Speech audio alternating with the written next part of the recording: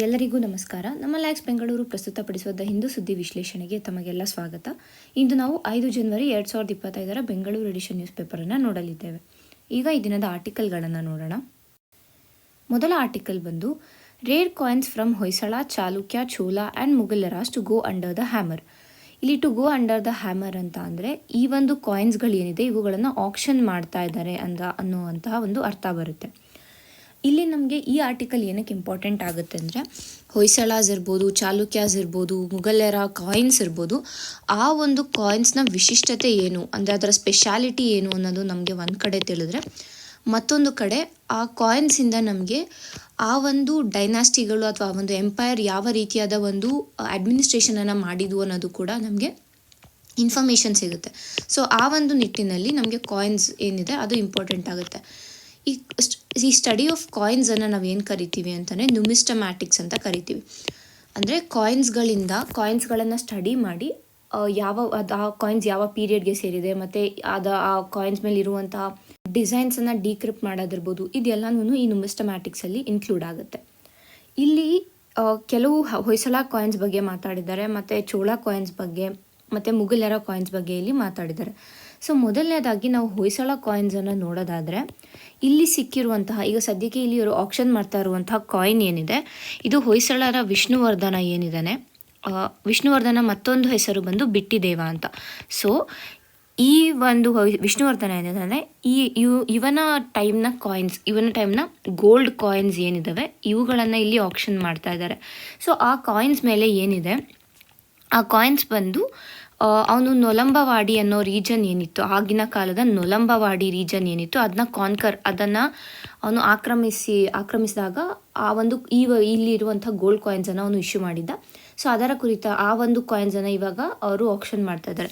ಮತ್ತು ಇಲ್ಲಿ ನಮ್ಗೆ ಏನು ಇಂಪಾರ್ಟೆಂಟ್ ಆಗುತ್ತೆ, ನೊಲಂಬವಾಡಿ ರೀಜನ್ ಅಂದರೆ ಯಾವ ರೀಜನ್ ಬರುತ್ತೆ ಅಂತಂದರೆ ಇಲ್ಲಿ ಕರ್ನಾಟಕ, ಆಂಧ್ರ ಪ್ರದೇಶ ಮತ್ತು ತಮಿಳುನಾಡು ಸೇರಿದಂತೆ ಈ ಮೂರು ರೀಜನ್ಗಳಿಂದ, ಈ ಮೂರು ಸ್ಟೇಟ್ಗಳಿಂದ ಕೆಲವು ಪಾರ್ಟ್ಸ್ಗಳು ಸೇರಿ ಅದನ್ನು ನೊಲಂಬವಾಡಿ ರೀಜನ್ ಅಂತ ಆಗ ಕರೀತಾ ಇದ್ರು. ಸೊ ಇದು ಹೊಯ್ಸಳರ ಕಾಯಿನ್ ಏನಿದೆ ಅದರ ಆಕ್ಷನ್ ಕುರಿತಾಗಿ. ಆದರೆ ನೆಕ್ಸ್ಟ್ ಬಂದು ಇಲ್ಲಿ ಮಾತಾಡೋದು ಚಾಲುಕ್ಯಾಸ್. ಇಲ್ಲಿ ಚಾಲುಕ್ಯಾಸ್ ಅಂತ ಬಂದಾಗ ಅವರು ಕಲ್ಯಾಣಿ ಚಾಲುಕ್ಯಾಸ್ ಏನಿದ್ದಾರೆ ಇವರ ಕುರಿತಾಗಿ ಅಂದರೆ ಅದರ ಬಗ್ಗೆ ಹೇಳಿದ್ದಾರೆ.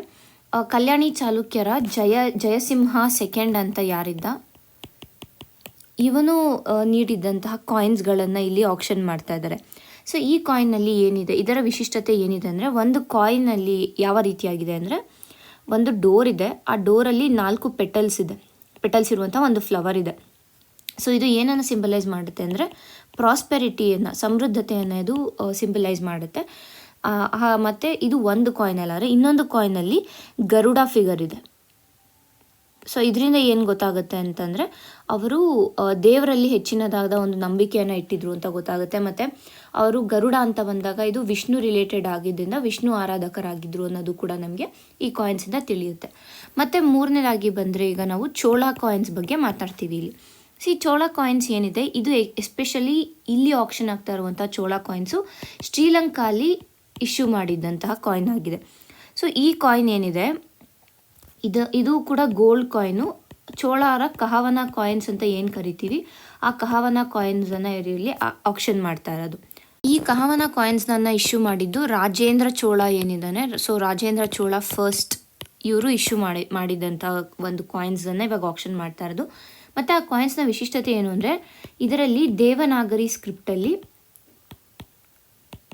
ಇನ್ಸ್ಕ್ರಿಪ್ಷನ್ಸ್ ಏನಿರುತ್ತೆ, ಕಾಯಿನ್ಸ್ ಮೇಲೆ ಇರುವಂಥ ವರ್ಡ್ಸ್ ಏನಿದೆ ಇದು ದೇವನಾಗರಿ ಸ್ಕ್ರಿಪ್ಟಲ್ಲಿದೆ.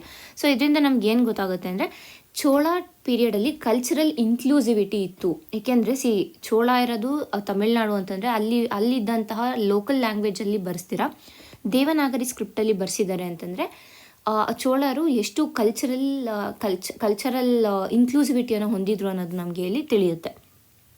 ಸೊ ನೆಕ್ಸ್ಟ್ ಬಂದು ಇದು ಅಕ್ಬರ್ನ ಕಾಯಿನ್ಸ್ಗಳೇನಿದೆ ಇದನ್ನು ಕೂಡ ಇಲ್ಲಿ ಆಕ್ಷನ್ ಮಾಡ್ತಾ ಇದ್ದಾರೆ. ಸೊ ಇಲ್ಲಿ ಆಕ್ಷನ್ ಮಾಡ್ತಾ ಇರುವಂತಹ ಕಾಯಿನ್ಸ್ ಬಂದು ಅಕ್ಬರ್ ಟೈಮ್ನಲ್ಲಿದ್ದಂತಹ ಸಿಲ್ವರ್ ಕಾಯಿನ್ಸ್ ಏನಿದೆ ಇದನ್ನು ಸಿಲ್ವರ್ ರುಪಿ ಅಂತ ಕೂಡ ಯಾವಾಗ ಕರಿತಾ ಇದ್ರು. ಇದನ್ನು ಇಂಟ್ರೊಡ್ಯೂಸ್ ಮಾಡಿದ್ದು ಸುಮಾರು 1584 ಇಲಾಹಿ ಕ್ಯಾಲೆಂಡರ್ ಯಾವಾಗ ಸ್ಟಾರ್ಟ್ ಮಾಡಿದ ಅಕ್ಬರು ಆಗಿನ ಕಾಲದ ಆ ಟೈಮಲ್ಲಿ ಈ ಒಂದು ಕಾಯಿನ್ಸನ್ನು ಇಂಟ್ರೊಡ್ಯೂಸ್ ಮಾಡಿದ್ದು. ಹಾಗಾದರೆ ಈ ಇಲಾಹಿ ಕ್ಯಾಲೆಂಡರ್ ಏನು ಅಂತ ಅಂದರೆ ನಮಗೆಲ್ಲ ಗೊತ್ತಿದೆ ಅಕ್ಬರ್ ಒಂದು ಸೆಪ್ರೇಟ್ ರಿಲಿಜಿಯನ್ ದಿನಿಲಾಹಿ ಅನ್ನೋ ಒಂದು ರಿಲಿಜನನ್ನು ಅವನು ಸ್ಟಾರ್ಟ್ ಮಾಡ್ತಾನೆ. ಸೊ ಆ ರಿಲಿಜಿಯನನ್ನು ಎಸ್ಟಾಬ್ಲಿಷ್ ಮಾಡಿದಂತಹ ಡೇಟ್ನಿಂದ ಹೊಸ ಕ್ಯಾಲೆಂಡರನ್ನು ಅವನು ಆರಂಭಿಸ್ತಾನೆ. ಸೊ ಆ ಒಂದು ಕ್ಯಾಲೆಂಡರ್ನ ಹೆಸರೇ ಇಲಾಹಿ ಕ್ಯಾಲೆಂಡರ್ ಅಂತ. ಸೊ ಇಲ್ಲಿ ನಮಗೆ ಒಟ್ಟಾರೆ ಹಲವಾರು ಕಾಯಿನ್ಸ್ಗಳ ಬಗ್ಗೆ ಹಾಗೂ ಆ ಕಾಯಿನ್ಸ್ ಯಾವ ರೀತಿಯಾಗಿ ಇಂಪಾರ್ಟೆಂಟ್ ಆಗುತ್ತೆ ಆ ಒಂದು ಎಂಪೈರ್ನ ಅರ್ಥ ಮಾಡ್ಕೊಳ್ಳೋದಕ್ಕೆ ಅನ್ನೋದನ್ನ ನಾವು ನೋಡಿದ್ದೀವಿ. ಮುಂದಿನ ಆರ್ಟಿಕಲ್ ನೋಡೋಣ. Naval vessel Tarini with 2 women officers starts new leg of circumnavigation. ಕಳೆದ ಅಕ್ಟೋಬರ್ನಲ್ಲಿ ಅಂದರೆ ಅಕ್ಟೋಬರ್ 2024ರಲ್ಲಿ ಈ INSV ತಾರಿಣಿ ವೆಹಿಕಲ್ ಏನಿದೆ, ಈ ವೆಹಿಕಲಲ್ಲಿ ಇಬ್ಬರು women officers, women navy officers ಏನಿದ್ದಾರೆ, ಇವರು ಪ್ರಪಂಚನ ಸುತ್ತಬೇಕು. ಒಂದು ಇಲ್ಲಿ ಸರ್ಕಮ್ ನ್ಯಾವಿಗೇಷನ್ ಅಂತಂದರೆ ಫುಲ್ ಪ್ರಪಂಚನ ಒಂದು ರೌಂಡು ಸುತ್ತಿ ಬರೋದು ಅಂತ ಅರ್ಥ. ಸೊ ಅದನ್ನು ಸ್ಟಾರ್ಟ್ ಮಾಡಿದ್ದು ಗೋವಾಯಿಂದ.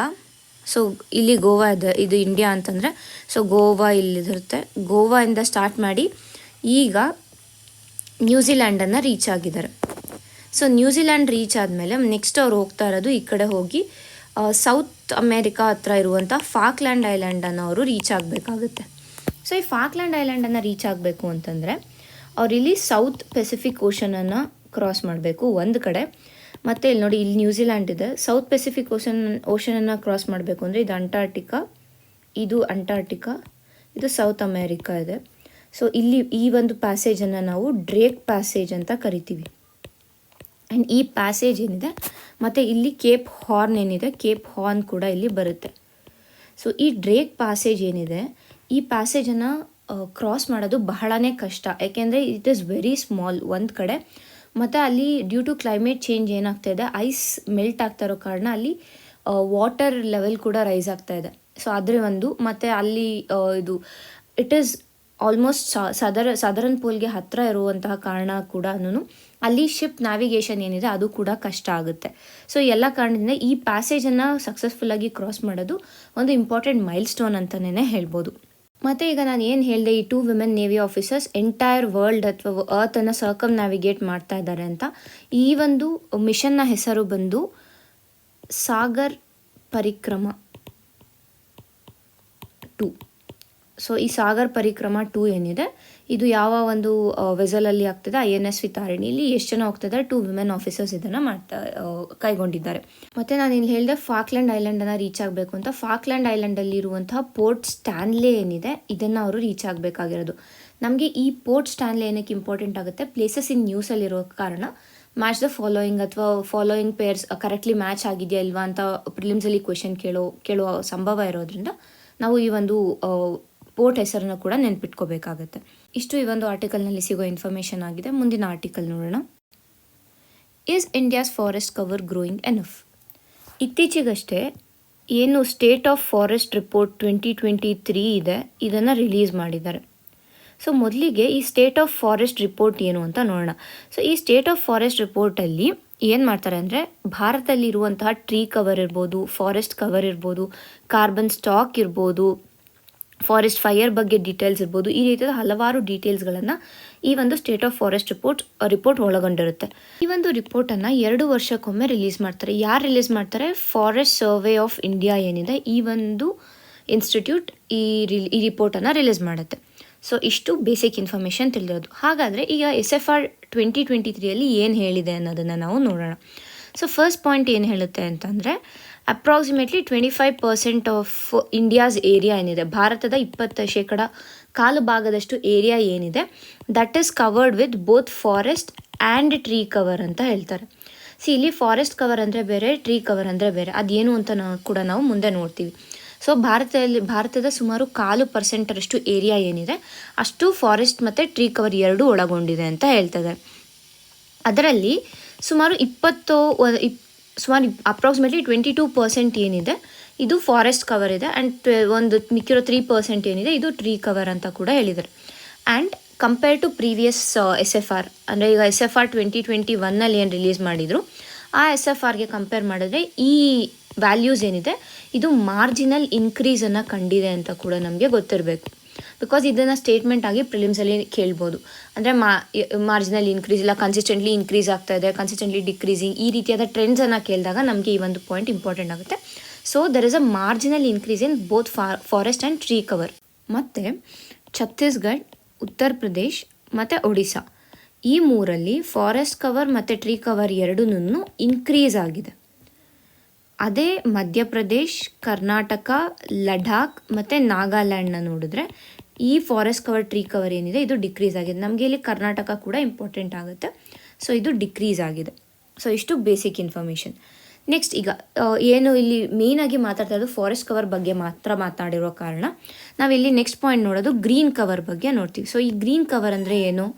ಫಾರೆಸ್ಟ್ ಕವರು ಇನ್ಕ್ಲೂಡ್ ಆಗುತ್ತೆ, ಟ್ರೀ ಕವರ್ ಕೂಡ ಇನ್ಕ್ಲೂಡ್ ಆಗುತ್ತೆ. ಸೊ ಇಲ್ಲಿ ಫಾರೆಸ್ಟ್ ಕವರ್ ಅಂತಂದರೆ ಏನು ಅಂದರೆ, ಈಗ ಒಂದು ಏರಿಯಾ ಅಲ್ಲಿ ಅಂದರೆ 1 ಹೆಕ್ಟೇರ್ ಏರಿಯಾ ಏನಿದೆ ಇಲ್ಲಿ ಟ್ರೀ ಕ್ಯಾನಪಿ ಏನಿರುತ್ತೆ it should be more than or equal to 10% ಇದ್ದರೆ ಅದನ್ನು ನಾವು ಟ್ರೀ ಕವರ್ ಅಂತ ಕರಿತೀವಿ, ಫಾರೆಸ್ಟ್ ಕವರ್ ಅಂತ ಕರಿತೀವಿ. ಅಂದರೆ ಟ್ರೀ ಕ್ಯಾನಪಿ ಡೆನ್ಸಿಟಿ ಏನಿರುತ್ತೆ ಇದು 10%ಗಿಂತ ಜಾಸ್ತಿ ಇರಬೇಕು ಅಥವಾ 10% ಇರಬೇಕು. ಅದೇ ಟ್ರೀ ಕವರ್ ಅಂತ ಅಂದರೆ ಫಾರೆಸ್ಟ್ ಅಂತ ಏನು ನಮ್ಮ ಒಂದು ಆ್ಯಕ್ಚುಲಿ ಡಿಕ್ಲೇರ್ ಮಾಡಿರ್ತೀವಿ ಅದಕ್ಕಿಂತ ಆಚೆ ಯಾವುದೇ ಟ್ರೀಸ್ ಇದ್ದರೂ ಕೂಡ ಅದೆಲ್ಲನೂ ನಾವು ಟ್ರೀ ಕವರ್ ಅಂತ ಇದು ಮಾಡ್ತೀವಿ. And it should occupy less than 1 hectare ಇರಬೇಕು ಒಂದು ಕಡೆ, ಒಂದು ಪಾಯಿಂಟು. ಮತ್ತು ಔಟ್ಸೈಡ್ ಫಾರೆಸ್ಟ್ ಏರಿಯಾ ಇರಬೇಕು. ಔಟ್ಸೈಡ್ ಫಾರೆಸ್ಟ್ ಏರಿಯಾ ಇದ್ದರೆ ಇದನ್ನು ನಾವು ಟ್ರೀ ಕವರ್ ಅಂತ ಕರಿತೀವಿ. So this is the difference between forest cover and tree cover. Forest cover ಅಂದರೆ ಟ್ರೀ ಕ್ಯಾನಪಿ ಡೆನ್ಸಿಟಿ ಏನಿರುತ್ತೆ ಅದು it should be 10% or more than 10%. Tree cover ಅಂತಂದರೆ ಫಾರೆಸ್ಟ್ಗಿಂತ ಆಚೆ ಕಡೆ ಇರಬೇಕು and it should be less than 1 hectare. ಮತ್ತು next ಏನು ಮಾತಾಡ್ತಾ ಇದ್ದಾರೆ ಈ ಒಂದು ಆರ್ಟಿಕಲ್ನಲ್ಲಿ ಅಂತಂದರೆ, ಈಗ ಇಲ್ಲಿ ನಾವು ನೋಡಿದ್ವಿ ಜಸ್ಟ್ ಮಾರ್ಜಿನಲ್ ಇನ್ಕ್ರೀಸ್ ಅಂತ ನೋಡಿದ್ವಿ ಆ್ಯಂಡ್ ಈ ಏರಿಯಾಸಲ್ಲಿ ಡಿಕ್ರೀಸ್ ಆಗಿದೆ ಅಂತ ಕೂಡ ನಾವು ನೋಡಿದ್ದೀವಿ. ಸೊ ಹಾಗಾದರೆ ಕೆಲವು ಸೆನ್ಸಿಟಿವ್ ಏರಿಯಾಸ್ ಅಂತ ಬರುತ್ತೆ. ಫಾರೆಸ್ಟ್ ಏರಿಯಾ ಅಂತ ಬಂದಾಗ ಕೆಲವು ಸೆನ್ಸಿಟಿವ್ ಏರಿಯಾಸ್ ಬರುತ್ತೆ. ಫಾರ್ ಎಕ್ಸಾಂಪಲ್ ವೆಸ್ಟರ್ನ್ ಘಾಟ್ಸ್ ಇರ್ಬೋದು, ಇಲ್ಲ ಅಂತಂದರೆ ಮ್ಯಾಂಗ್ರೋವ್ ಸೆಕ್ಷನ್ಸ್ ಇರ್ಬೋದು. ಈ ರೀತಿಯಾಗಿ ಬಂದಾಗ ಈ ಏರಿಯಾಸ್ ಯಾವ ರೀತಿಯಾಗಿ ಪರ್ಫಾರ್ಮ್ ಮಾಡಿದೆ ಅಂತ ನಾವು ನೋಡಿದ್ರೆ, ವೆಸ್ಟರ್ನ್ ಘಾಟ್ ರೀಜನ್ ಏನಿದೆ it has lost around 60 square kilometres of forest cover in the last decade ಅಂದರೆ ಸೊ 2013 to 2023 ನಾವು ನೋಡಿದಾಗ ವೆಸ್ಟರ್ನ್ ಘಾಟ್ಸಲ್ಲಿ ಸುಮಾರು 60 ಸ್ಕ್ವೇರ್ ಕಿಲೋಮೀಟರಷ್ಟು ಫಾರೆಸ್ಟ್ ಕವರ್ ಏನಿದೆ ಇದು ಡಿಕ್ರೀಸ್ ಆಗಿದೆ. ಇನ್ನು ಮ್ಯಾಂಗ್ರೋವ್ಸನ್ನು ನೋಡೋದಾದರೆ ನಾವು ಮ್ಯಾಂಗ್ರೋವ್ಸ್ ಭಾರತದ 0.15% ಅಷ್ಟು ಏರಿಯಾನ ಕವರ್ ಮಾಡುತ್ತೆ. ಬಟ್ ಕಂಪೇರ್ ಮಾಡಿದಾಗ 8 ಸ್ಕ್ವೇರ್ ಕಿಲೋಮೀಟರ್ ಅಷ್ಟು ಡಿಕ್ರೀಸ್ ಆಗಿರೋದನ್ನು, ಅದು ಏನು 2021 ಅಲೋನಲ್ಲೇ 2021ರಲ್ಲೇ ಸುಮಾರು 8 ಸ್ಕ್ವೇರ್ ಕಿಲೋಮೀಟರ್ ಅಷ್ಟು ಮ್ಯಾಂಗ್ರೋವ್ಸ್ಗಳು ಡಿಕ್ರೀಸ್ ಆಗಿದೆ. ಆ್ಯಂಡ್ ನಮ್ಗೆ ಗೊತ್ತು ಮ್ಯಾಂಗ್ರೋವ್ಸ್ ಏನಿದೆ ಇದು ಕೋಸ್ಟಲ್ ಏರಿಯಾನ ಪ್ರೊಟೆಕ್ಟ್ ಮಾಡುತ್ತೆ. ಸೈಕ್ಲೋನ್ಸಿಂದ ಇರ್ಬೋದು, ಸುನಾಮೀಸಿಂದ ಇರ್ಬೋದು, ಫ್ಲಡ್ಸಿಂದ ಇರ್ಬೋದು, ಇಲ್ಲ ಅಂತಂದರೆ ಬೇರೆ ರೀತಿಯಾಗಿ ಸಿ ಲೆವೆಲ್ ರೈಸಿಂದ ಇರ್ಬೋದು, ಇದೆಲ್ಲದ್ರಿಂದನೂ ಮತ್ತು ಎರೋಷನ್ ಇದೆಲ್ಲದರಿಂದ ಕೂಡ ಮ್ಯಾಂಗ್ರೋವ್ಸು ಕೋಸ್ಟಲ್ ಏರಿಯಾಸನ್ನು ಪ್ರೊಟೆಕ್ಟ್ ಮಾಡುತ್ತೆ. ಸೊ ಇಲ್ಲಿ ನಾವು ನೋಡಿದ್ರೆ ಡಿಕ್ರೀಸ್ ಆಗ್ತಾ ಇದೆ ಅಂದರೆ ಇಲ್ಲಿ ಕೋಸ್ಟಲ್ ಏರಿಯಾ ಪ್ರೊಟೆಕ್ಷನ್ ಇಲ್ಲ, ಅಂದರೆ ಬಯೋಡೈವರ್ಸಿಟಿ ಲಾಸ್ ಆಗುವಂಥ ಚಾನ್ಸಸ್ಗಳು ಹೆಚ್ಚಿದೆ ಅನ್ನೋದು ನಮಗೆ ಗೊತ್ತಿರಬೇಕು. ಸೊ ಇಷ್ಟು ಮತ್ತೊಂದು ಪಾರ್ಟ್ ಆಯಿತು. ಈಗ ಈ SFR ಏನಿದೆ ಇದರ ಪ್ರಾಬ್ಲಮ್ ಏನು ಅಂತ ನಾವು ನೋಡೋಣ. ಪ್ರಾಬ್ಲಮ್ ಏನು ಅಂತಂದರೆ ಇದರ ಡೆಫಿನಿಷನ್ ಏನಿದೆ ಇದು ಸ್ಟ್ರೇಟ್ ಫಾರ್ವರ್ಡ್ ಇದೆ. ಬಟ್ ಏನು ಅದರಲ್ಲಿ ಇನ್ಕ್ಲೂಡ್ ಆಗುತ್ತೆ, ಏನಾದ್ರಲ್ಲಿ ಇನ್ಕ್ಲೂಡ್ ಆಗಲ್ಲ ಅನ್ನೋದನ್ನು ಸರಿಯಾಗಿ ಹೇಳಿಲ್ಲ. ಫಾರ್ ಎಕ್ಸಾಂಪಲ್ ಫಸ್ಟ್ ಪ್ರಾಬ್ಲಮ್ ಏನು ಅಂತಂದರೆ, ಎಲ್ಲ ಎಕೋಸಿಸ್ಟಮು ಟ್ರೀಸ್ಗಳಿಗೆ ಸೂಟಬಲ್ ಅಂತ ನಾವು ಹೇಳೋದಕ್ಕಾಗಲ್ಲ. ಫಾರ್ ಎಕ್ಸಾಂಪಲ್ ಈಗ ನಾವು ಏನು ಹೇಳ್ತಾ ಇದ್ದೇವೆ ಭಾರತದಲ್ಲಿ ಅಂತಂದರೆ, ಕಾರ್ಬನ್ ಸೆಕ್ವೆಸ್ಟ್ರೇಷನ್ ಮಾಡೋದಕ್ಕೆ ನಾವು ಹೆಚ್ಚಿನದಾಗಿ ಮರಗಳನ್ನು ಬೆಳೆಸಬೇಕು ಅಂತ ಹೇಳ್ತಾ ಇದ್ವಿ. ಬಟ್ ನಾವು ಎಲ್ಲ ಕಡೆನೂ ಮರನ ಬೆಳೆಸೋಕ್ಕಾಗೋದಿಲ್ಲ. ಈಗ ನಾವು ಆಕ್ವಾಟಿಕ್ ಎಕೋಸಿಸ್ಟಮ್ ಅಥವಾ ಕೋಸ್ಟಲ್ ಎಕೋಸಿಸ್ಟಮ್ನ ತೊಗೊಂಡ್ರೆ ಅಲ್ಲಿ ನಾವು ಮ್ಯಾಂಗ್ರೋವ್ಸನ್ನು ಬೆಳೆಸಬೇಕಾಗುತ್ತೆ. ಅಲ್ಲಿ ಹೋಗಿ ನಾವು ಮರಗಳನ್ನ ಬೆಳೆಸ್ತೀವಿ ಅಂತಂದರೆ ಅದು ಅಷ್ಟು ಎಫೆಕ್ಟಿವ್ ಆಗಿ ಇರೋದಿಲ್ಲ. ಸೊ ಹಾಗಾಗಿ ಇಲ್ಲಿ ಏನಾಗುತ್ತೆ ಅಂತಂದರೆ, ನಾವು ಇವಾಗ ಒಂದು ಎಕೋಸಿಸ್ಟಮ್ ಮರಗಳಿಗೆ ಸೂಟಬಲ್ ಅಲ್ಲ ಅಂತಂದಾಗ ಅಲ್ಲಿ ಹೋಗಿ ನಾವು ಮರಗಳನ್ನ ನೆಡ್ತೀವಿ ಅಥವಾ ಅಲ್ಲಿ ಮರಗಳನ್ನ ಬೆಳೆಸ್ತೀವಿ ಅಂದರೆ ಅಲ್ಲಿರುವಂತಹ ಒರಿಜಿನಲ್ ಎಕೋಸಿಸ್ಟಮನ್ನು ನಾವು ಇಂಡೈರೆಕ್ಟಾಗಿ ಹಾಳು ಮಾಡ್ತಾ ಇದ್ದೀವಿ. ಸೊ ಇದು ಒಂದು ಪ್ರಾಬ್ಲಮ್. ಅಂದರೆ ನಾವು ಟ್ರೀ ಪ್ಲಾಂಟೇಷನ್ಸನ್ನು ಮಾಡ್ತೀವಿ, ಟ್ರೀ ಪ್ಲಾಂಟಿಂಗ್ ಏನು ಇಟ್ಕೊಂಡಿದ್ದೀವಿ, this is not suitable for all ecosystems ಅನ್ನೋದು ಒಂದು ಪ್ರಾಬ್ಲಮ್. ಮತ್ತು ಸೆಕೆಂಡ್ ಪ್ರಾಬ್ಲಮ್ ಏನು ಬರುತ್ತೆ ಇಲ್ಲಿ ಅಂತಂದರೆ, ಈಗ ಕೆಲವು ನೇಟಿವ್ ಸ್ಪೀಷೀಸ್ ಏನಿರುತ್ತೆ ಅದು ಅಥವಾ ಆ ಒಂದು ನೇಟಿವ್ ಸ್ಪೀಷೀಸೇ ಇರ್ಬೋದು, ಬಟ್ ಅವು ಮೆಚ್ಯೂರ್ ಆಗಿರ್ಬೇಕಂದ್ರೆ ಒಂದು ಇಷ್ಟು ವರ್ಷಗಳ ಕಾಲ ಅವು ಅಲ್ಲಿ ಇದ್ದಾವೆ ಅಂತಂದರೆ ಆಗ ಮಾತ್ರ ಅವು ಕಾರ್ಬನ್ ಸೆಕ್ವೆಸ್ಟ್ರೇಷನನ್ನು ಮಾಡೋಕ್ಕಾಗುತ್ತೆ. ನಾವು ತೊಗೊಂಡೋಗಿ ಹೊಸದಾಗಿ ಅಲ್ಲಿ ಇನ್ಕ್ಲೂಡ್ ಮಾಡ್ತೀವಿ, ಅದೆಲ್ಲ ಮಾಡ್ತೀವಿ ಅಂತಂದರೆ ಆಗ ಅದು ವರ್ಕೌಟ್ ಆಗೋದಿಲ್ಲ ಅಂತ ಕೂಡ ನಾವು ಇಲ್ಲಿ ತಿಳ್ಕೊಬೇಕು. ಮತ್ತು ಇನ್ನೊಂದೇನು ಅಂತಂದರೆ ಈ SFR ಏನು ಹೇಳಿದೆ ಅಂತಂದರೆ ಈ ಫಾರೆಸ್ಟ್ ಡೆಫಿನಿಷನಲ್ಲಿ ಈ ಆರ್ಕಾಡ್ಸನ್ನು ಇರ್ಬೋದು, ಇಲ್ಲ ಅಂತಂದರೆ ಬ್ಯಾಂಬೂ ಪ್ಲ್ಯಾಂಟೇಷನ್ಸು, ಪಾಮ್ ಪ್ಲ್ಯಾಂಟೇಷನ್ಸ್ ಏನಿದೆ ಇವನ್ನೆಲ್ಲನೂ ಫಾರೆಸ್ಟ್ ಅಂತ ಇನ್ಕ್ಲೂಡ್ ಮಾಡಿದ್ದಾರೆ.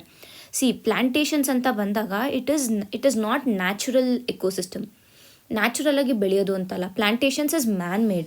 ಸೊ ಅದೇನಾಗುತ್ತೆ ಅಲ್ಲಿ ಮೋನೋಕಲ್ಚರನ್ನು ಪ್ರಮೋಟ್ ಮಾಡ್ತಾ ಇದೆ. And monoculture is different from natural ecosystem. ನಾವು ಕಾರ್ಬನ್ ಸೆಕ್ವೆಸ್ಟ್ರೇಷನ್ ಮಾಡಬೇಕು ಅಂತಂದರೆ ನ್ಯಾಚುರಲ್ ಎಕೋಸಿಸ್ಟಮನ್ನು ಪ್ರಮೋಟ್ ಮಾಡಬೇಕೇ ಹೊರತು ಈ ರೀತಿಯಾದ ಪ್ಲ್ಯಾಂಟೇಷನ್ಸ್ ಇರುವಂಥ ಮೋನೋಕಲ್ಚರನ್ನು ಅಲ್ಲ ಅಂತ ಇಲ್ಲಿ ನಾವು ತಿಳ್ಕೋಬೇಕು. ಬಿಕಾಸ್ SFR ಫಾರೆಸ್ಟ್ ಡೆಫಿನಿಷನಲ್ಲಿ ಪ್ಲ್ಯಾಂಟೇಷನ್ಸನ್ನು ಇನ್ಕ್ಲೂಡ್ ಮಾಡಿರೋ ಕಾರಣ it is not differentiating it properly. ನಾವು ಪ್ಲ್ಯಾಂಟೇಷನ್ಸನ್ನು ಫಾರೆಸ್ಟ್ ಕವರ್ ಅಂತ ಕನ್ಸಿಡರ್ ಮಾಡೋದಕ್ಕೆ ಆಗಲ್ಲ ಅಂತ ಕೂಡ ಇಲ್ಲಿ ನಾವು ಅರ್ಥ ಮಾಡ್ಕೋಬೇಕು. ನೆಕ್ಸ್ಟ್ ಪ್ರಾಬ್ಲಮ್ ಏನು ಇಲ್ಲಿ ಅಂತ ಅಂದರೆ ಈ ಕಾರ್ಬನ್ ಸ್ಟಾಕ್ ಏನಿದೆ ಇದರ ಕುರಿತಾಗಿ ಕೂಡ ಈಗ ಭಾರತ 2022ರಲ್ಲಿ ತನ್ನ ಒಂದು ಕಾರ್ಬನ್ ಸ್ಟಾಕನ್ನು 2.5 to 3 ಬಿಲಿಯನ್ ಟನ್ಸ್ ಅಷ್ಟು ಇನ್ಕ್ರೀಸ್ ಮಾಡ್ತೀವಿ by 2030 by adding additional forest and tree cover ಅಂತ ಡಿಕ್ಲೇರ್ ಮಾಡಿದೆ. ಬಟ್ ಅದೇ ಇವಾಗ ನಾವು 2023 ನೋಡಿದ್ರೆ it has increased carbon stock, India has increase carbon stock by approximately 82 million tons ಅಷ್ಟು ಇನ್ಕ್ರೀಸ್ ಮಾಡಿದೆ. ಬಟ್ ಸ್ಟಿಲ್ ಏನಿದೆ ಅಂದರೆ ಕ್ವಾಲಿಟಿ ಏನಿದೆ ಆ ಒಂದು ಫಾರೆಸ್ಟ್ದು ಕಾರ್ಬನ್ ಸ್ಟಾಕನ್ನು ಇನ್ಕ್ರೀಸ್ ಮಾಡಿರ್ಬೋದು, ಬಟ್ ಫಾರೆಸ್ಟ್ ಕ್ವಾಲಿಟಿ ಯಾವ ರೀತಿಯಾಗಿದೆ ಅನ್ನೋದ್ರ ಬಗ್ಗೆ ಈ SFR ಮಾತಾಡ್ತಾ ಇಲ್ಲ ಅಂತ ಕೂಡ ಅನ್ನೋದು ಕೂಡ ಒಂದು ಪ್ರಾಬ್ಲಮ್. ಮತ್ತು ನಾಲ್ಕನೇದಾಗಿ ಏನು ಅಂತಂದರೆ ಈ ಲಾಸ್ ಇನ್ ಎಕೋಸಿಸ್ಟಮ್ ಏನಾಗ್ತಾ ಇದೆ ಅದರ ಕಾಸಸನ್ನು ಕೂಡ ಇಲ್ಲಿ ಕೊಡ್ತಾ ಇಲ್ಲ. ಸೊ ಹಾಗಾಗಿ ಏನು SFR ಏನು ಕೊಡ್ತಾ ಇದೆ ಅಂದರೆ ಟ್ರೀ ಪ್ಲ್ಯಾಂಟಿಂಗ್ಗೆ ಬ್ಲ್ಯಾಂಕೆಟ್ ಫಿಕ್ಸ್ ಅಂತ ಏನು ಹೇಳ್ತಾ ಇದೆ, that is not a solution ಅಂತ ಕೂಡ ಇಲ್ಲಿ ಅವರು ಹೇಳ್ತಾ ಇದ್ದಾರೆ. ಇಷ್ಟು ಈ ಆರ್ಟಿಕಲ್ನ ಸಾರಾಂಶ ಆಗಿದೆ. ಮುಂದಿನ ಆರ್ಟಿಕಲ್ ನೋಡೋಣ. Why is rupee weakening against dollar. ನಾವು 2-3 ದಿನಗಳ ಹಿಂದೆ ಅಷ್ಟೇ ಒಂದು ಆರ್ಟಿಕಲನ್ನು ನೋಡಿದ್ವಿ, ಎಲ್ಲಿ ರುಪಿ ಏನಿದೆ ಅದು $1ಗೆ ಸುಮಾರು 85 ಪಾಯಿಂಟ್ ಸಮಥಿಂಗ್ ಅಂದರೆ ಅಪ್ರಾಕ್ಸಿಮೇಟ್ಲಿ 86 ರೂಪೀಸ್ವರೆಗೂ ವೀಕನ್ ಆಗಿತ್ತು. ಸೊ ಈ ಒಂದು ನಿಟ್ಟಿನಲ್ಲಿ ರುಪಿ ವೀಕನಿಂಗ್ ಅಂದರೆ ಏನು ಅಥವಾ ರುಪಿ ಡಿಪ್ರಿಸಿಯೇಷನ್ ಅಂದರೆ ಏನು ಅಂತ ನಾವು ನೋಡ್ತೀವಿ. ಮತ್ತು ಯಾಕೆ ರುಪಿ ವೀಕನ್ ಆಗ್ತದೆ ಅಥವಾ ರುಪಿ ವ್ಯಾಲ್ಯೂ ಡಿಪ್ರಿಷಿಯೇಟ್ ಆಗ್ತದೆ ಅನ್ನೋದನ್ನ ಕೂಡ ನಾವು ಈ ಆರ್ಟಿಕಲ್ನಲ್ಲಿ ನೋಡ್ತಾ ಇದ್ದೀವಿ. ಮೊದಲಿಗೆ ನಾವು ಇಲ್ಲಿ ಡಿಪ್ರಿಸಿಯೇಷನ್ ಮತ್ತು ಅಪ್ರಿಸಿಯೇಷನ್ ಅನ್ನೋ ಒಂದು ಕಾನ್ಸೆಪ್ಟನ್ನು ನಾವು ಅರ್ಥ ಮಾಡ್ಕೋಬೇಕಾಗತ್ತೆ. ಸೊ ಮೊದಲಿಗೆ ಡಿಪ್ರಿಸಿಯೇಷನ್ ಅಂದರೆ ಏನು ಅನ್ನೋದನ್ನು ನಾವು ನೋಡಬೇಕು ಅಂತಂದರೆ ಯಾವುದೇ ಒಂದು ಕಮಾಡಿಟಿ ಇರ್ಬೋದು, ಅಂದರೆ ಈಗ ಒಂದು ವಸ್ತುವಿನ ಬೆಲೆ ಆಗಲಿ ಇಲ್ಲಾಂದರೆ ಕರೆನ್ಸಿಯ ಬೆಲೆ ಆಗಲಿ ನಾವು ಮೆಷರ್ ಮಾಡಬೇಕಂದ್ರೆ ಅದರ ಡಿಮ್ಯಾಂಡ್ ಏನಿದೆ ಅದರ ಬೇಸಿಸ್ ಮೇಲೆ ನಾವು ಅದರ ಪ್ರೈಸನ್ನು ಫಿಕ್ಸ್ ಮಾಡ್ತೀವಿ ಅಲ್ವಾ. ಸೊ ಈಗ ಫಾರ್ ಎಕ್ಸಾಂಪಲ್ ನಾವು ಈಗ ಆನಿಯನ್ ಪ್ರೈಸ್, ಈರುಳ್ಳಿ ಬೆಲೆಯನ್ನು ನಾವು ಫಿಕ್ಸ್ ಮಾಡಬೇಕು ಅಂದರೆ ಅದರ ಡಿಮ್ಯಾಂಡ್ ಆ್ಯಂಡ್ ಸಪ್ಲೈಯನ್ನು ನೋಡಿ ಅದರ ಪ್ರೈಸನ್ನು ಫಿಕ್ಸ್ ಮಾಡ್ತೀವಿ. So in the similar way ಈಗ ಒಂದು ಕರೆನ್ಸಿಯ ವ್ಯಾಲ್ಯೂ ಅಥವಾ ಒಂದು ಕರೆನ್ಸಿಯ ಪ್ರೈಸನ್ನು ಡಿಟರ್ಮೈನ್ ಮಾಡಬೇಕು ಅಂತಂದರೆ ಅದರ ಡಿಮ್ಯಾಂಡ್ ಏನಿದೆ ಅದರ ಸಪ್ಲೈ ಮಾರ್ಕೆಟಲ್ಲಿ ಎಷ್ಟಿದೆ ಅನ್ನೋದನ್ನ ನಾವು ತಿಳ್ಕೊಂಡು ಕರೆನ್ಸಿಯ ವ್ಯಾಲ್ಯೂವನ್ನು ಅಥವಾ ಕರೆನ್ಸಿಯ ಪ್ರೈಸನ್ನು ನಾವು ಫಿಕ್ಸ್ ಮಾಡಬೇಕಾಗುತ್ತೆ. ಇಲ್ಲಿ ಏನಾಗುತ್ತೆ ಅಂತಂದರೆ ಫಸ್ಟ್ ಕೇಸಲ್ಲಿ ನಾವು ಏನು ತೊಗೊಳೋಣ, ಈಗ ಡಿಮ್ಯಾಂಡ್ ಇನ್ಕ್ರೀಸ್ ಆಗ್ತಾ ಇದೆ ಬಟ್ ಸಪ್ಲೈ ಅಷ್ಟೇ ಇದೆ, ಸಪ್ಲೈ ರಿಮೈನ್ಸ್ ಕಾನ್ಸ್ಟೆಂಟ್ ಅಂತ ತೊಗೊಳ್ಳೋಣ. ಸೊ ಇಲ್ಲೇನಾಗುತ್ತೆ, ಡಿಮ್ಯಾಂಡ್ ಇನ್ಕ್ರೀಸ್ ಆಗ್ತಾಯಿದೆ ಬಟ್ ಸಪ್ಲೈ ಅಷ್ಟೇ ಇದೆ. ಅಂದರೆ ಫಾರ್ ಎಕ್ಸಾಂಪಲ್ ಈಗ 10 ಜನ ಇದ್ದಾರೆ, 10 ಜನಕ್ಕೆ 10 ಚಾಕ್ಲೇಟ್ಸ್ ಬೇಕು ಅಂತ ಅಂದ್ಕೊಳ್ಳೋಣ. ಅದೇ 10 ಚಾಕ್ಲೇಟ್ಸ್ ಇಲ್ಲಿ ಸಿಗ್ತಾ ಇದೆ, ಸೊ ಏನೂ ಪ್ರಾಬ್ಲಮ್ ಇಲ್ಲ. ಅದೇ ಇಲ್ಲಿ 20 ಜನ ಆಗ್ತಾರೆ ಬಟ್ ಸೇಮ್ 10 ಚಾಕ್ಲೇಟೇ ಇದೆ ಅಂತ ಅಂದಾಗ ಇಲ್ಲಿ ಪ್ರೈಸ್ ಇನ್ಕ್ರೀಸ್ ಆಗುತ್ತೆ ಚಾಕ್ಲೇಟ್ದು. ಯಾಕೆ ಅಂತಂದರೆ 20 ಜನದಲ್ಲಿ ಯಾರು ಹೈಯರ್ ಪ್ರೈಸ್ ಪೇ ಮಾಡ್ತಾರೆ ಅವ್ರಿಗೆ ಈ ಚಾಕ್ಲೇಟ್ಸ್ ಹೋಗುತ್ತೆ. ಸೊ ಅದೇ ರೀತಿಯಾಗಿಯೇ ಈ ಒಂದು ರುಪಿ ಕಾನ್ಸೆಪ್ಟ್ ಕೂಡ ವರ್ಕ್ ಆಗುತ್ತೆ. ಯಾವಾಗ ರುಪಿಗೆ ಡಿಮ್ಯಾಂಡ್ ಕಡಿಮೆ ಆಗುತ್ತೆ ಅಂತಂದರೆ ಯಾವಾಗ ಡಿಮ್ಯಾಂಡ್ ಕಮ್ಮಿ ಆಗುತ್ತೆ ಅಂದರೆ ಒಂದು ಸಪ್ಲೈ ಇನ್ಕ್ರೀಸ್ ಆದಾಗ. ಈಗ ಮಾರ್ಕೆಟಲ್ಲಿ ರುಪಿ ಹೆಚ್ಚಿದೆ ಅಂತಂದಾಗ ಇದಕ್ಕೆ ಡಿಮ್ಯಾಂಡ್ ಇರೋದಿಲ್ಲ, ಬಟ್ ಡಾಲರ್ ಕಡಿಮೆ ಇದ್ದಾಗ ಅದಕ್ಕೆ ಡಿಮ್ಯಾಂಡ್ ಜಾಸ್ತಿ ಇರುತ್ತೆ. ಅಂದರೆ ಸಪ್ಲೈ ಯಾವಾಗ ಕಡಿಮೆ ಆಗುತ್ತೆ ಡಿಮ್ಯಾಂಡ್ ಜಾಸ್ತಿ ಇರುತ್ತೆ, ಡಿಮ್ಯಾಂಡ್ ಕಡಿಮೆ ಇದ್ದರೆ ಸಪ್ಲೈ ಜಾಸ್ತಿ ಇರುತ್ತೆ. ಸೊ ಈ ಒಂದು ಕಾನ್ಸೆಪ್ಟ್ ನಮಗೆ ಗೊತ್ತಿರಬೇಕು. ಸೊ ಯಾವಾಗ ರುಪಿ ಡಿಮ್ಯಾಂಡ್ ಕಡಿಮೆ ಆಗುತ್ತೆ ರುಪಿ ಡಿಮ್ಯಾಂಡು ಮಾರ್ಕೆಟಲ್ಲಿ ಕಡಿಮೆ ಆದಾಗ ರುಪಿ ವ್ಯಾಲ್ಯೂ ಡಿಪ್ರಿಷಿಯೇಟ್ ಆಗುತ್ತೆ. ಯಾಕೆ ಅಂತಂದರೆ ಇಲ್ಲಿ ನಾವು ಹೇಳಿದೆ ಸಪ್ಲೈ ಜಾಸ್ತಿ ಇರುತ್ತೆ ಅಂತಂದರೆ ಈಸಿಯಾಗಿ ರುಪಿ ಅವೈಲಬಲ್ ಇರುತ್ತೆ. ಈಗ ನಮಗೆ ಅಷ್ಟು ಏನೇ ಒಂದು ಈಸಿಯಾಗಿ ಸಿಗುತ್ತೆ ಅಂತ ಅಂದರೆ ಅದರ ಬೆಲೆ ನಮಗೆ ಗೊತ್ತಾಗಲ್ಲ ಅಂತಲೂ ನಾವು ಯೂಶ್ವಲಾಗಿ ಅದು ಹೇಳ್ತಾರೆ. ಅಂದರೆ ಏನೇ ಒಂದಾಗಲಿ ಈಸಿಯಾಗಿ ಸಿಗದ್ರೆ ಅದರ ಬೆಲೆ ಕಡಿಮೆ ಆಗುತ್ತೆ ಅನ್ನೋದು ನಮಗೆ ಕಾಮನ್ ಆಗಿ ಅದು ತಿಳಿದಿದೆ. ಸೊ ಅದೇ ರೀತಿಯಾಗಿಯೇ ಯಾವಾಗ ರುಪಿ ಹೆಚ್ಚಿನದ ಒಂದು ಪ್ರಮಾಣದಲ್ಲಿ ಸಿಗ್ತಾ ಇರುತ್ತೆ ಮಾರ್ಕೆಟಲ್ಲಿ, ಆಗ ಅದರ ವ್ಯಾಲ್ಯೂ ಕಡಿಮೆ ಆಗುತ್ತೆ with respect to foreign currency. ಯಾಕೆಂದರೆ ಇದು ಫಾರೆಕ್ಸ್ ಮಾರ್ಕೆಟ್, ಫಾರಿನ್ ಎಕ್ಸ್ಚೇಂಜ್ ಮಾರ್ಕೆಟಲ್ಲಿ ನಾವು ಮಾತಾಡ್ತಾ ಇರೋ ಕಾರಣ with respect to foreign currency ಏನಿದೆ ಈ ರುಪಿ ಡಿಮ್ಯಾಂಡ್ ಕಡಿಮೆ ಆಗ್ತಾ ಇರುತ್ತೆ. ಸೊ ಇಲ್ಲಿ ಫಾರಿನ್ ಕರೆನ್ಸಿ ಅಂದರೆ ಯೂಶಲಾಗಿ it is the dollars, US dollars ಏನಿದೆ ಇದರ ಅಗೇನ್ಸ್ಟ್ ಏನೇ ಯಾವುದೇ ಒಂದು ಕರೆನ್ಸಿಯನ್ನು ನಾವು ಮೆಜರ್ ಮಾಡೋದು. ಸೊ ಆ ಒಂದು ಕಾರಣದಲ್ಲಿ ರುಪಿ ಮತ್ತು rupee demand with compare to US dollars ಕಡಿಮೆ ಆಗ್ತಾ ಇರುತ್ತೆ. ಹಾಗಾಗಿ ರುಪಿ ಡಿಪ್ರಿಷಿಯೇಟ್ ಆಗ್ತಾ ಇರುತ್ತೆ. ಮತ್ತು ಈ ಬೇರೆ ಫ್ಯಾಕ್ಟರ್ಸ್ ಯಾವುದು, ಸೊ ಒಂದು ಕಡೆ ಇದು ಡಿಮ್ಯಾಂಡ್ ಆ್ಯಂಡ್ ಸಪ್ಲೈ ಫ್ಯಾಕ್ಟರ್ ಆದರೆ, ಮತ್ತೊಂದು ಕಡೆ ಏನಾಗುತ್ತೆ ಅಂತಂದರೆ because of the monetary policy of the central bank. ಈಗ ಡಿಮ್ಯಾಂಡ್ ಇಲ್ಲಿ ನಾನು ಹೇಳಿದೆ, ಡಿಮ್ಯಾಂಡ್ ಯಾವಾಗ ಡಿಕ್ರೀಸ್ ಆಗ್ತಾರೆ, ಸಪ್ಲೈ ಇನ್ಕ್ರೀಸ್ ಆದಾಗ. ಸೊ ಸಪ್ಲೈ ಯಾವಾಗ ಇನ್ಕ್ರೀಸ್ ಆಗುತ್ತೆ, ಮಾನಿಟರಿ ಪಾಲಿಸಿ ಇದು ಬಂದಾಗ. ಸೊ ಮಾನಿಟರಿ ಪಾಲಿಸಿ ಅಂತ ಬಂದಾಗ ಇಲ್ಲಿ ಈಸಿ ಪಾಲಿಸಿ ಅಥವಾ ಎಕ್ಸ್ಪ್ಯಾನ್ಷನರಿ ಪಾಲಿಸಿ, ಮಾನಿಟರಿ ಪಾಲಿಸಿ ಇದ್ದಾಗ ಈ ಒಂದು ರುಪಿ ಸಪ್ಲೈ ಇನ್ಕ್ರೀಸ್ ಆಗುತ್ತೆ. ಏನಾಯಿತು ಅಂತಂದರೆ COVID-19 ಬಂದಾಗ ಈ ಇನ್ಫ್ಲೇಷನ್ ಹೆಚ್ಚಾಯ್ತಲ್ವಾ. ಸೊ ಇನ್ಫ್ಲೇಷನ್ ಹೆಚ್ಚಾಗಿದ ಕಾರಣ ಏನಾಯಿತು, ಎಲ್ಲ ಸೆಂಟ್ರಲ್ ಬ್ಯಾಂಕ್ಸ್, ಪ್ರಪಂಚದಾದ್ಯಂತ ಎಲ್ಲ ಸೆಂಟ್ರಲ್ ಬ್ಯಾಂಕ್ಸ್ ಕೂಡ ತಮ್ಮ ಒಂದು ಮಾನಿಟರಿ ಪಾಲಿಸಿನ ಟೈಟ್ ಮಾಡಿದ್ರು, ಸೊ ದಟ್ ಇನ್ಫ್ಲೇಷನನ್ನು ಕಡಿಮೆ ಮಾಡೋಕ್ಕೆ. ಇಲ್ಲಿ ಟೈಟ್ ಮಾನಿಟರಿ ಪಾಲಿಸಿ ಅಂದರೆ ಏನು ಮಾಡ್ತಾರೆ ಅಂದರೆ ಈ ಇಂಟ್ರೆಸ್ಟ್ ರೇಟ್ಸ್ ಏನಿರುತ್ತೆ, ಇಂಟ್ರೆಸ್ಟ್ ರೇಟ್ಸನ್ನು ಇನ್ಕ್ರೀಸ್ ಮಾಡ್ತಾರೆ. ಸೊ ಆಗ ಏನಾಗುತ್ತೆ ಅಂತಂದರೆ ಮಾರ್ಕೆಟಲ್ಲಿರುವಂತಹ ಕರೆನ್ಸಿ ಏನಿರುತ್ತೆ ಅದು ಅದರ ಒಂದು ಸರ್ಕ್ಯುಲೇಷನ್ ಕಡಿಮೆ ಆಗುತ್ತೆ. ಯಾಕೆ ಅಂತಂದರೆ ಇಂಟ್ರೆಸ್ಟ್ ರೇಟ್ಸ್ ಇನ್ಕ್ರೀಸ್ ಮಾಡಿದಾಗ ಯಾರೇ ಆಗಲಿ ಲೋನ್ಸನ್ನು ತೊಗೊಳ್ಳೋದಿಲ್ಲ, ಯಾಕೆಂದರೆ ಹೆಚ್ಚಿನ ಪರ್ಸೆಂಟೇಜಲ್ಲಿ ನಾವು ಇಂಟ್ರೆಸ್ಟನ್ನು ಪೇ ಮಾಡಬೇಕಾಗತ್ತೆ ಅನ್ನೋ ಕಾರಣದಲ್ಲಿ. ಸೊ ಇದರಿಂದ ಏನಾಗುತ್ತೆ ಅಂತಂದರೆ ಮನಿ ಸಪ್ಲೈ ಎಕಾನಮಿಯಲ್ಲಿ ಕಡಿಮೆ ಆಗುತ್ತೆ. ಸೊ ಇಲ್ಲಿ ನಾನೇನು ಹೇಳಿದೆ, ಇಲ್ಲಿ ಈಸಿ ಎಕ್ಸ್ಪ್ಯಾನ್ಷನರಿ ಪಾಲಿಸಿ ಮಾಡೋದ್ರಿಂದ ಕೂಡ ಡಿಮ್ಯಾಂಡ್ ಆ್ಯಂಡ್ ಸಪ್ಲೈ ವೇರಿ ಆಗುತ್ತೆ ಅಂತ. ಮತ್ತೊಂದು ಫ್ಯಾಕ್ಟರ್ ಯಾವುದು ಈ ಡಿಮ್ಯಾಂಡ್ ಆ್ಯಂಡ್ ಸಪ್ಲೈನ ವೇರಿ ಮಾಡೋದು ಅಂತಂದರೆ ಆ ಒಂದು ದೇಶದ ಗೂಡ್ಸ್ ಆ್ಯಂಡ್ ಸರ್ವೀಸಸ್ ಏನಿರುತ್ತೆ, ಅಥವಾ ಗೂಡ್ಸ್ ಆ್ಯಂಡ್ ಆ್ಯಸೆಟ್ಸ್ ಏನಿರುತ್ತೆ ಕಂಟ್ರಿದು, ಅದರ ಪ್ರೈಸ್ ಕೂಡ ಕರೆನ್ಸಿ ವ್ಯಾಲ್ಯೂವನ್ನು ಕರೆನ್ಸಿಯ ಡಿಮ್ಯಾಂಡ್ ಆ್ಯಂಡ್ ಸಪ್ಲೈಯನ್ನು ಚೇಂಜ್ ಮಾಡುತ್ತೆ. ಈಗ ಫಾರ್ ಎಕ್ಸಾಂಪಲ್ ಯಾರೋ ಒಬ್ಬರು US ಇಂದ ಭಾರತಕ್ಕೆ ಬಂದಿದ್ದಾರೆ, some foreigner is visiting India ಅಂತ ನಾವು ಅಂದ್ಕೊಳ್ಳೋಣ. ಸೊ ಅವರಿಲ್ಲಿ ಭಾರತದಲ್ಲಿ ರಾಜಸ್ಥಾನ್ಗೆ ಬಂದಿದ್ದಾರೆ ಅಂತ ಅಂದ್ಕೊಳ್ಳೋಣ. ಅಲ್ಲಿನ ಆರ್ಟಿಫ್ಯಾಕ್ಟ್ಸ್, ಅಲ್ಲಿನ ಒಂದು ಡ್ರೆಸ್ಸಸ್ ಇರ್ಬೋದು, ಜ್ಯುವೆಲ್ಸ್ ಇರ್ಬೋದು, ಇದನ್ನು ತಗೋಬೇಕು ಅಂದರೆ ಅವರು ರುಪಿಯಲ್ಲಿ ಟ್ರಾನ್ಸಾಕ್ಟ್ ಮಾಡಬೇಕಾಗುತ್ತೆ. ಸೊ ಅವಾಗ ಏನು ಮಾಡ್ತಾರೆ, ಡಾಲರನ್ನು ರುಪಿಗೆ ಕನ್ವರ್ಟ್ ಮಾಡ್ಕೊತಾರೆ. ಆಗ ಇಲ್ಲಿರೋ ಗೂಡ್ಸ್ನ ಪ್ರೈಸ್ ಏನಾದರೂ ಹೆಚ್ಚಿದ್ರೆ ಆಗ ನಮ್ಮ ರುಪಿ ವ್ಯಾಲ್ಯೂ ಸ್ಟ್ರೆಂಥನ್ ಆಗುತ್ತೆ. ಯಾಕೆ ಅಂತಂದರೆ ಜಾಸ್ತಿ ಪ್ರೈಸ್ ಅಂತ ಅಂದಾಗ ಅವರು ಜಾಸ್ತಿ ಡಾಲರ್ಸನ್ನು ಕನ್ವರ್ಟ್ ಮಾಡ್ಕೋಬೇಕಾಗತ್ತೆ.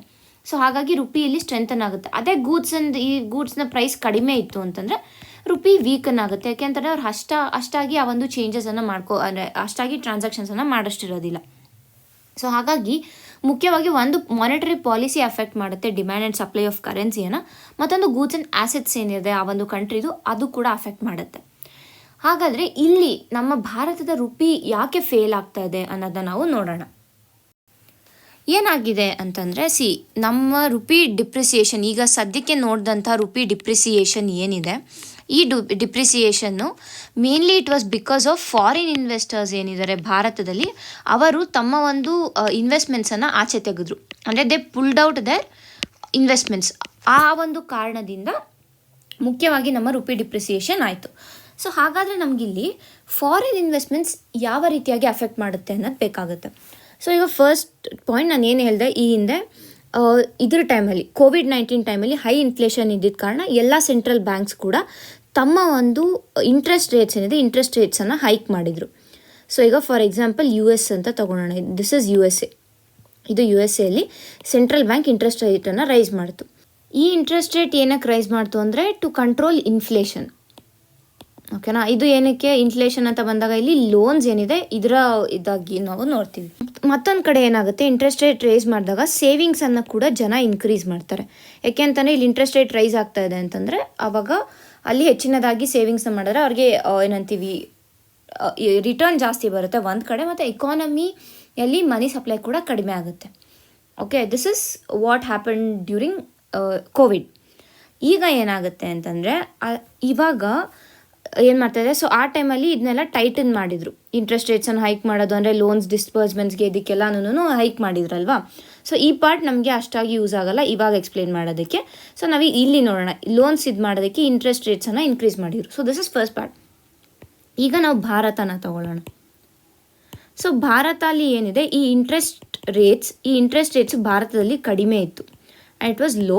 ಸೊ ಆಗ ಏನು ಮಾಡಿದ್ರು, ಇಲ್ಲಿರೋ ಫಾರಿನ್ ಇನ್ವೆಸ್ಟರ್ಸ್ ಏನಿದ್ದಾರೆ, US ಫಾರಿನ್ ಇನ್ವೆಸ್ಟರ್ಸ್ ಭಾರತದಲ್ಲಿ ಇನ್ವೆಸ್ಟ್ ಮಾಡಿದ್ರು. ಸೊ ಇಲ್ಲಿ ಇಂಟ್ರೆಸ್ಟ್ ರೇಟ್ಸ್ ಕಡಿಮೆ ಇದೆ, they can take up the loans and they can invest ಅಂತ ಅನ್ನೋ ಒಂದು ನಿಟ್ಟಿನಲ್ಲಿ. ಬಟ್ ಈಗ ಏನು ಮಾಡ್ತಾ ಇದ್ದಾರೆ, USA ಅಲ್ಲಿ ಇನ್ಫ್ಲೇಷನ್ ಸರಿ ಹೋಗಿದೆ ಅನ್ನೋ ಕಾರಣಕ್ಕೆ ಈ ಟೈಟ್ ಮಾನಿಟರಿ ಪಾಲಿಸಿಯನ್ನು ಲೂಸ್ ಮಾಡಿದ್ದಾರೆ. So they have change their stance to loose monetary policy. So ಈಗ ಏನು ಮಾಡ್ತಿದ್ದಾರೆ, ಇಲ್ಲಿ ಹೆಚ್ಚಿನದ ನಂಬರಲ್ಲಿ ಫಾರಿನ್ ಇನ್ವೆಸ್ಟರ್ಸ್ ಇಲ್ಲಿ ಜಾಸ್ತಿ ಇನ್ವೆಸ್ಟ್ ಮಾಡಿದರು ಭಾರತದಲ್ಲಿ.